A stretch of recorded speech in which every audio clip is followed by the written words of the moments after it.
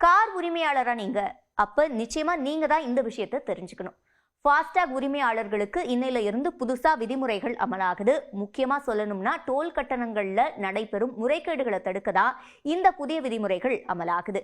முன்னாடிலாம் நீங்க சுங்கச்சாவடியை நெருங்கும் சமயத்துல ரீசார்ஜ் செய்ய முடியும். ஆனா இனிமே அது முடியாது. அதுக்கான வாய்ப்புகள் இல்ல.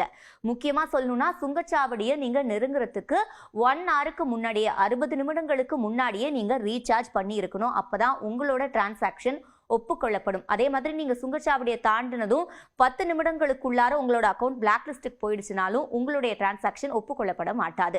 அதே மாதிரி 60 நிமிடங்களுக்கு முன்பாவே உங்களுடைய ஃபாஸ்டாக்ல போதுமான அளவு தொகை நீங்க ரீசார்ஜ் பண்ணியிருக்கீங்களா அப்படின்றத நீங்க நிச்சயமா செக் பண்ணிக்கணும். சரி, என்னென்ன காரணங்களால உங்களோட ஃபாஸ்டாக் அக்கௌண்ட் பிளாக் லிஸ்ட்ல வைக்கப்படும் அப்படின்னு பார்த்தோம்னா, போதியம் பணம் இல்லாம, அதாவது டோல் கட்டணத்துல எவ்வளவு செலுத்தணுமோ அந்த அளவுக்கு பணம் இல்லாம இருக்கிறது, அதே மாதிரி மினிமம் பேலன்ஸ் இல்லாம இருக்கிறது, இந்த காரணத்தினால பிளாக் லிஸ்ட்ல வைக்கப்படும். நீங்க கேஒய்சியை அப்டேட் பண்ணல அப்படின்னா உங்களோட ஃபாஸ்டாக் கணக்கு நிச்சயமா பிளாக் லிஸ்ட்ல வைக்கப்படும். அது மட்டும் இல்லாம உங்களுடைய வாகன எண்ணுக்கு சட்ட சிக்கல் இருக்கு, அதாவது வழக்கு பதியப்பட்டு இருக்கு அதுல அப்படின்னா உங்களோட அக்கௌண்ட் பிளாக் லிஸ்ட்ல வைக்கப்படும். இதெல்லாம் இருக்கான்றதை நீங்க சரி பார்த்துக்கணும். முக்கியமா தொலைதூர பயணம் போகும்போது நிச்சயமா உங்களோட பேலன்ஸ் கரெக்டா இருக்கா ஃபாஸ்டாக் அக்கௌண்ட்ல அப்படின்றத நீங்க செக் பண்ணிக்கணும். இதை நீங்க ஃபாஸ்டாகோட வாடிக்கையாளர் போர்ட்டலை பயன்படுத்தி செக் பண்ணிக்கலாம். முக்கியமா சொல்லணும்னா நோட்டிபிகேஷன்ல உங்களோட அக்கௌண்ட் பிளாக் லிஸ்ட்ல வைக்கப்பட்டுச்சுன்னா அதுல காமிக்கும்.